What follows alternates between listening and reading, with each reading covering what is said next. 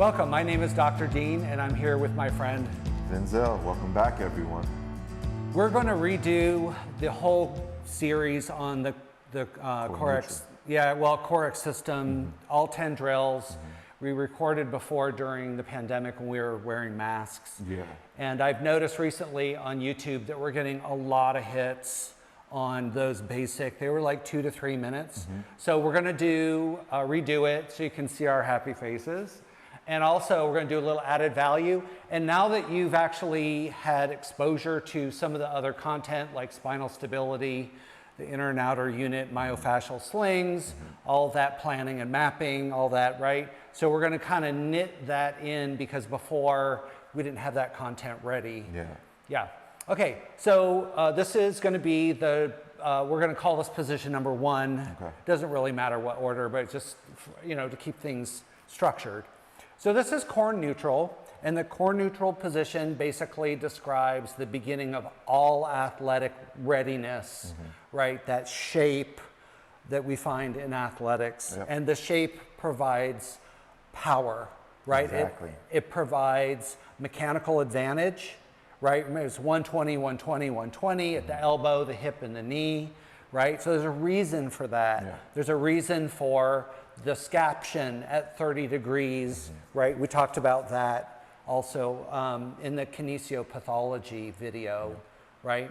So so I know you've been looking at the videos, and I know you want to know what it is and how to create those shapes, right? But there's more to it than just getting in core neutral, being like, okay, so that's it? Like I watched this video and it's just this. Okay, that was kind of a waste of time. But listen, it's not, because core neutral is actually not just this. It's versions of this, right? And we're going to talk about that today. It's versions of that in all sports. Yep. So, you're not going to have this in golf, but there's going to be a version of core neutral, right? Exactly. And core neutral absolutely must be present. And it has to follow through the movements. Exactly. You can't lose neutral. And you hit the nail right on the head, because in any sport, regardless of the sport and how you approach it, that shape, it's always going to require similar things that are incorporated in core neutral, like our breath, like our respiratory reserve. Right.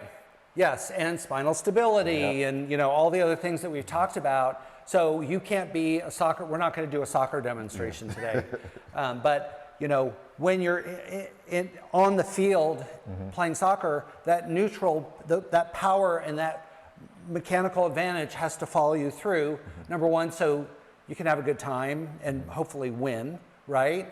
And also prevent injury, right? But it also makes sure not just prevention of injury, but also lost time training, lost time playing because there's an ache or a pain or something. So it isn't so much injured, not injured, but it's like, I just really can't play on this knee today. I can't train on that knee. So what we're trying to do, you could call it injury prevention, but I'm just going to call it keeping you in your game, right? Keeping you on the team, keeping you in play. Okay, so we're going to talk about core neutral. So Denzel's already hooked up in his CoreX system device. And you may not have seen this before, but if you're coming back, then you would have seen it on the first video. So go ahead so remember, it's all of these drills, acceleration into deceleration. So we want that quick, that snap, that on, right? So I want you to turn on your core neutral as quickly as you can. Go. Nice. Good. So what we're looking at is, go ahead and hold it for him. Good. Thank you for doing it quickly. Okay, so what we're looking for is fingertips are below the shoulder. The elbows are forward of the trunk here. The hands are fanned up. The fingers are spread, right? And you can tell his elbows are wider than his hips. His knees are charging the center band here, the intensifier. Also, you'll notice that his knees are pressing out and away.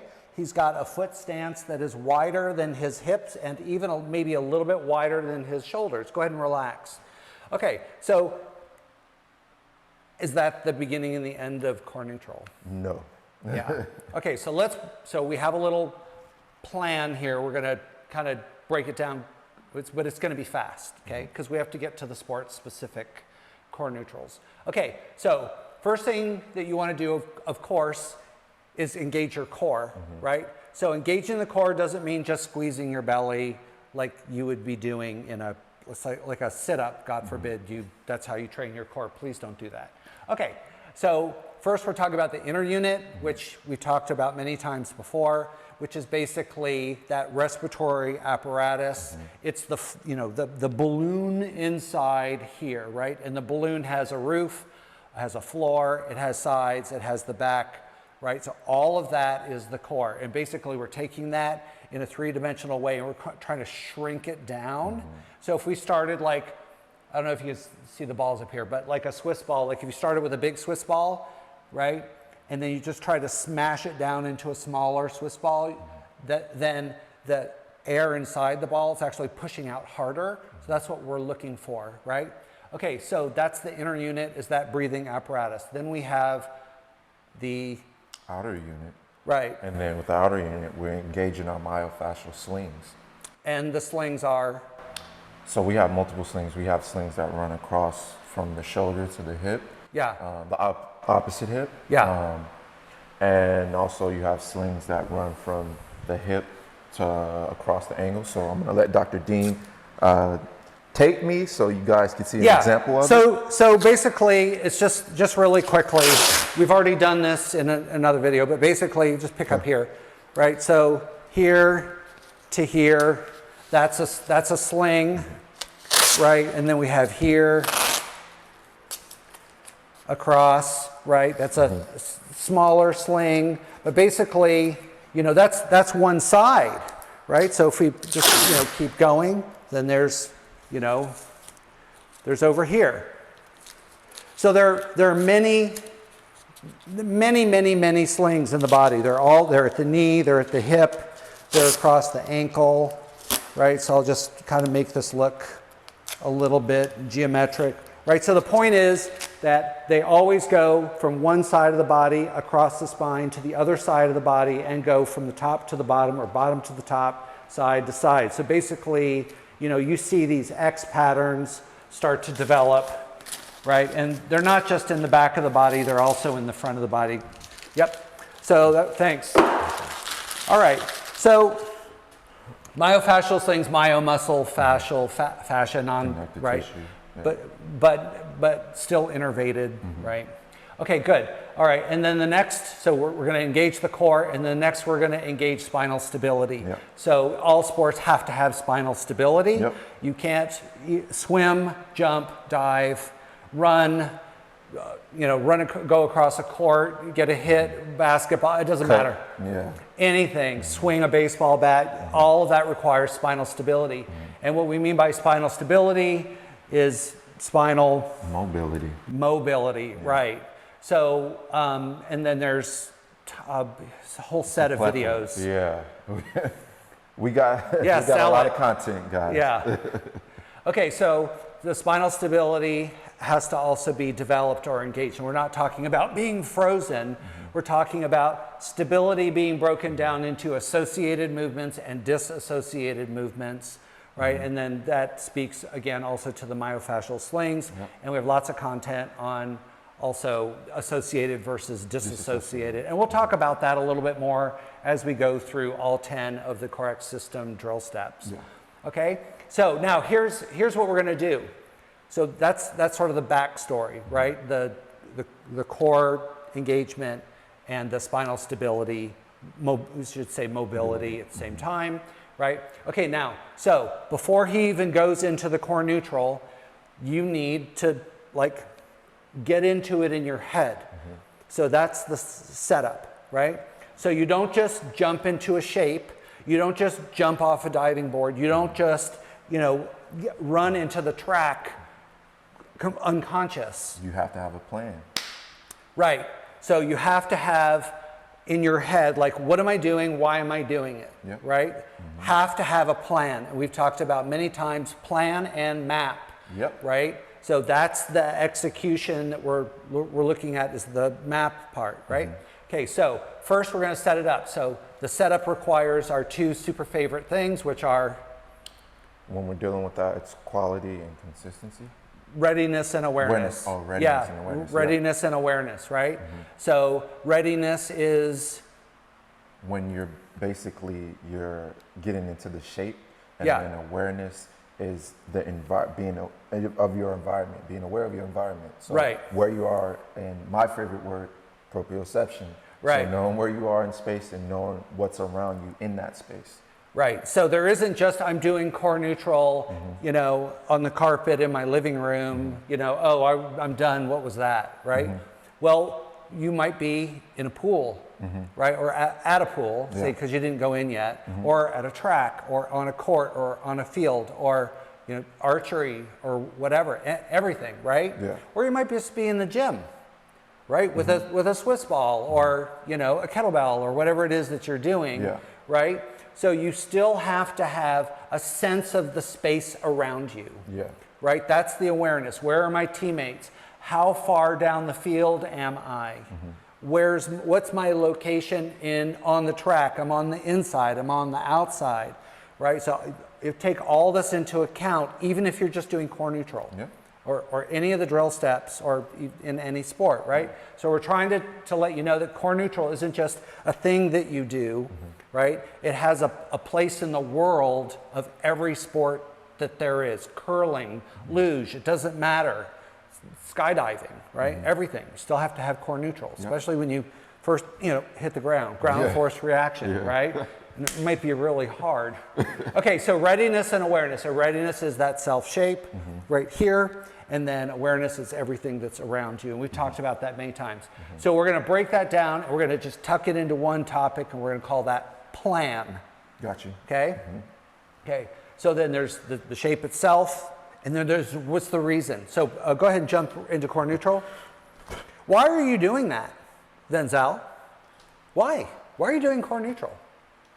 Well, specifically, the reason I do core neutral and why everyone should do it is because you get 100% of your strength at 80% of your height. Right. And that is where core neutral allows us to be. So when we're in core neutral, anything dynamic you can do from that position. And that's why core neutral is so important, and having a understanding of what core neutral is. Right, and again, having that travel with you across the field, Yep. down the track, across the pool, right? Exactly. So not just creating a shape for shape's sake, but having a reason for developing this huge awareness about core neutrality, Yep. right? And it's like same thing, like, why do I play tennis, right? Because I like the type of movement, my shape, that gets to go sideways, backwards, right? So swimming's not about going backwards or sideways. I mean, there's, you know, you got your backstroke. But, you know, the idea is that my reason for my sport, which will always include core neutral, is that I like how I move through there. And I like the dynamics of ground force reaction, right? Which you're going to have sports force reaction in a pool, but you're not going to have ground force reaction in a pool. Yeah.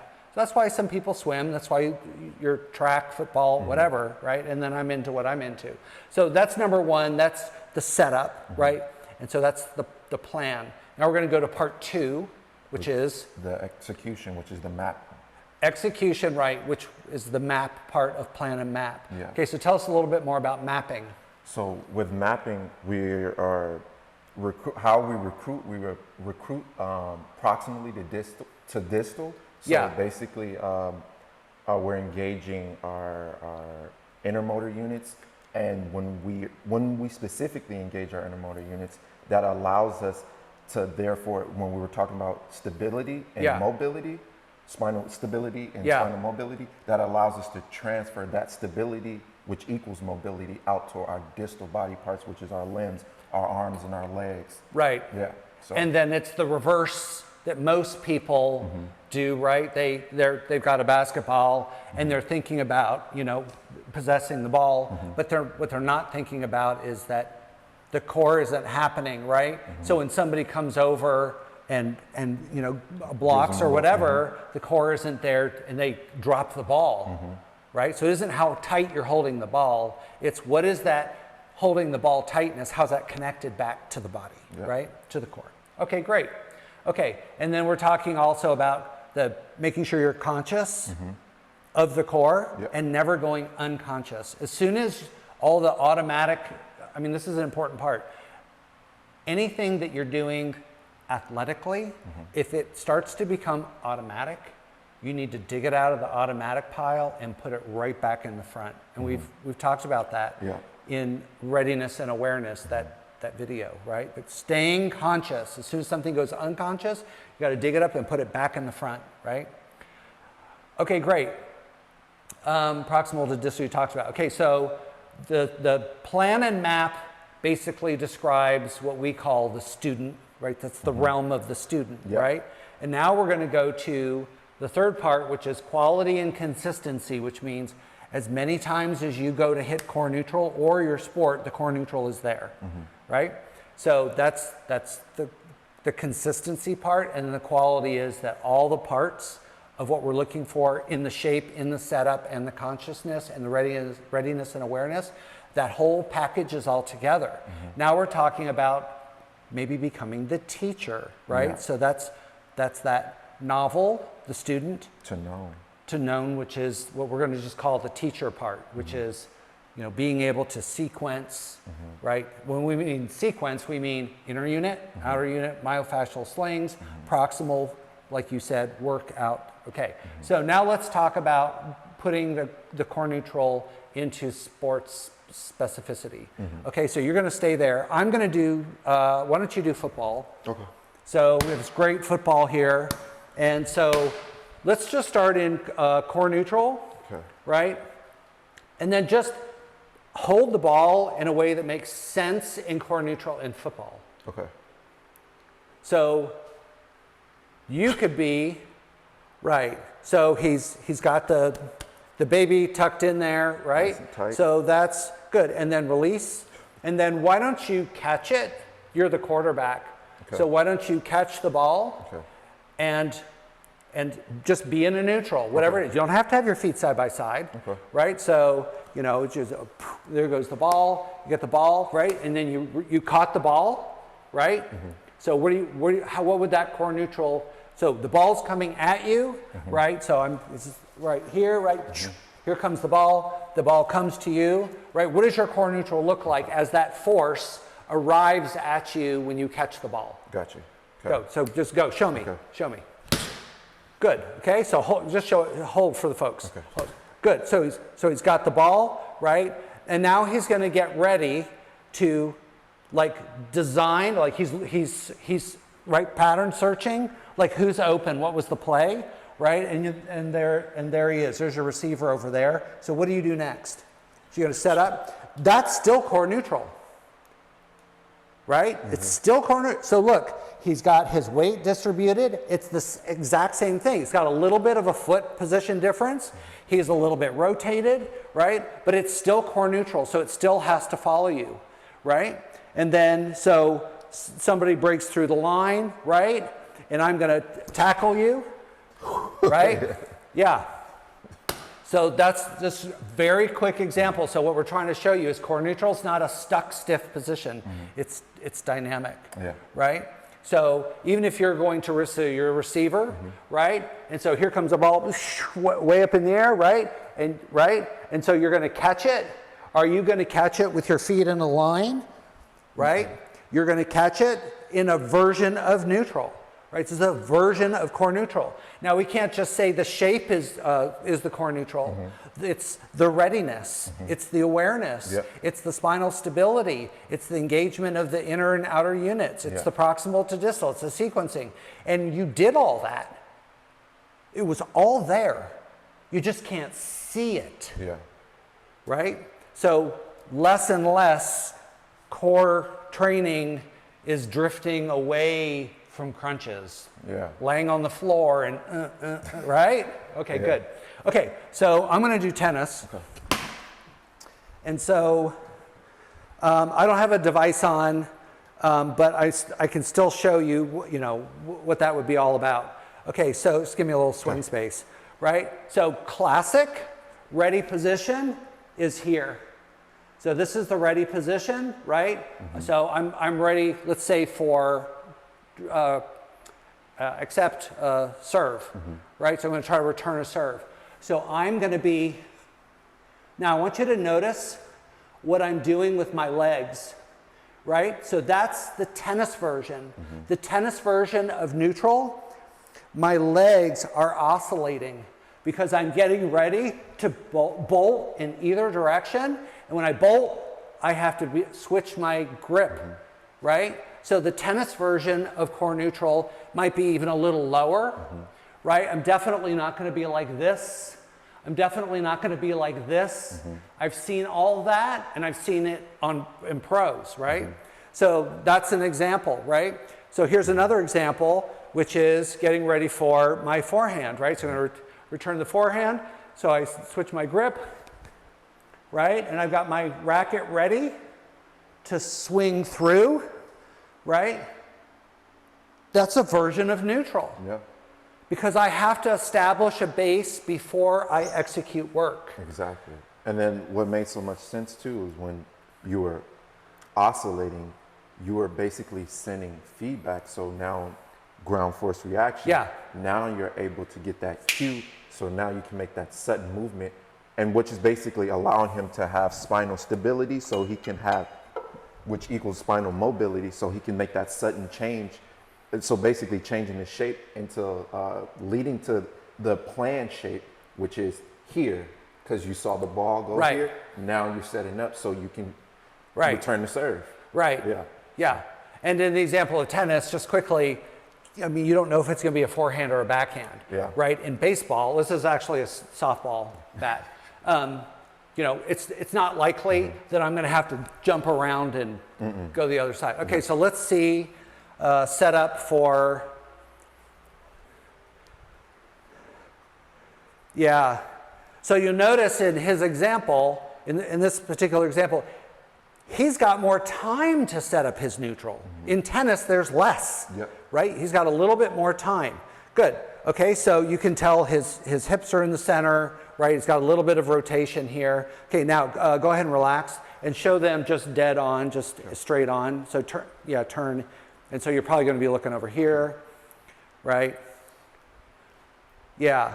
So there's his, and you can see there's clearly a visual, right? A shape neutral, but the most important part of the core neutral are the parts you can't see. Engaging the inner unit, engaging the slings, right? All of the slings. His consciousness, his readiness, his awareness, right? Who's on base? Who is the pitcher? Who's the catcher, right? What signals am I getting, about the play, okay? So, and then go ahead and relax. That's great, okay? So just another example, okay? And then let's go to the pitcher then. So let's switch to baseball. Okay, now this is interesting. You're going to see this actually, the drop step and the flamingo stance and the breakout are all part of, and actually we did a video on that, didn't we? Yeah, so there's a breakout, there's actually 4 of the Corex system position drill steps just in a pitch, right? Okay, so the first thing he's going to do is, right, so let's say your target is there, right? So your hitter is over here, you're on the mound, right? Yeah. Okay, so what's the first thing you're going to do, right? Is he's going to start standing, right? And then you're going to drop step a little bit. Now, are you going to throw that ball at full height? No. Right? Not at full height. So what is your height going to be as you throw the ball? You're actually dropping down your height into power, right? Yeah, so that's a neutral. It's actually a drop step, but it's a version of neutral, right? So let's see that again, okay? Good. And then you can see his shoulders are still down, and then the important parts that you can't see are the inner and outer unit. Right, great, so that's good. What else have we got here? Basketball. right? So since you've got the device on, so I'll face them and just show me, right? So go ahead and go back so we're staying in the frame. Yeah, okay. So, you know, it's you and me, right? And then I'm going to come for the ball, right? And so you can see instantly that that's in neutral, right? So if I, you know, come into him, right, and I try to get in there, he can work me because I'm not in neutral.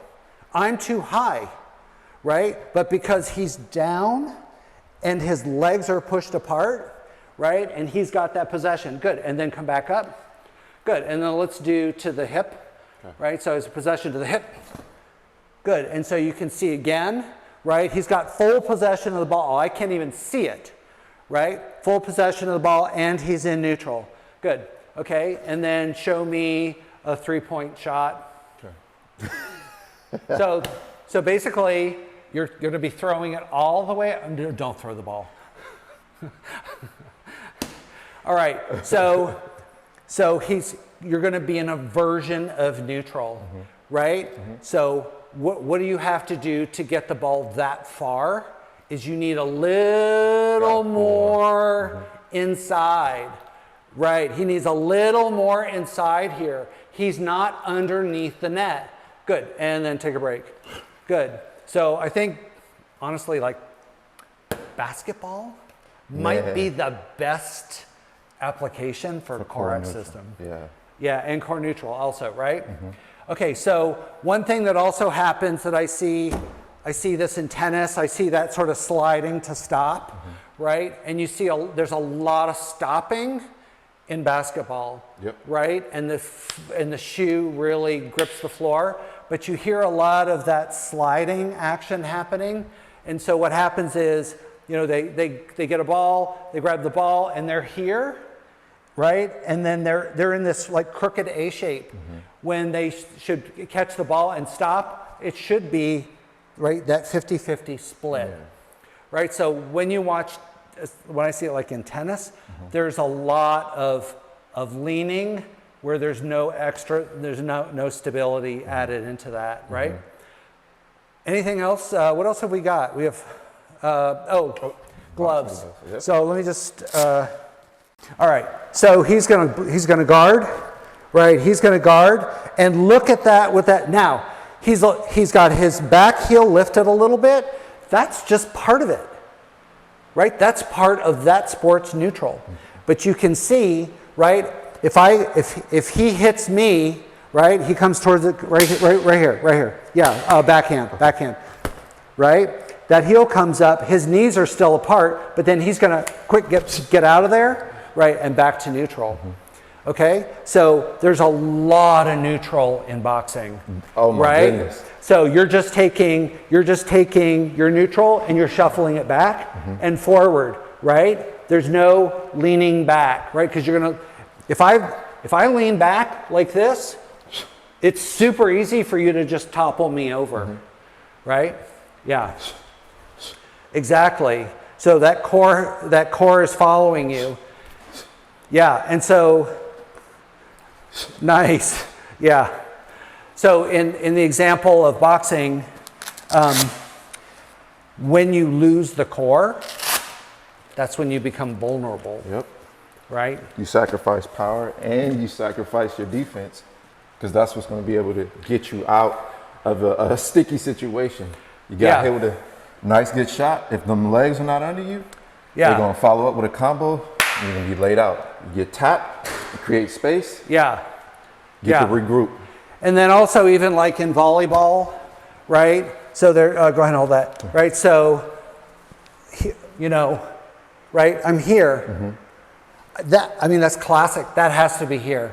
That has to be split. But it isn't just a wide stance. It's a wide stance and the ability to get forward, and maintain spinal stability, right? At the same time, which again, we could say, you know, something you can't see.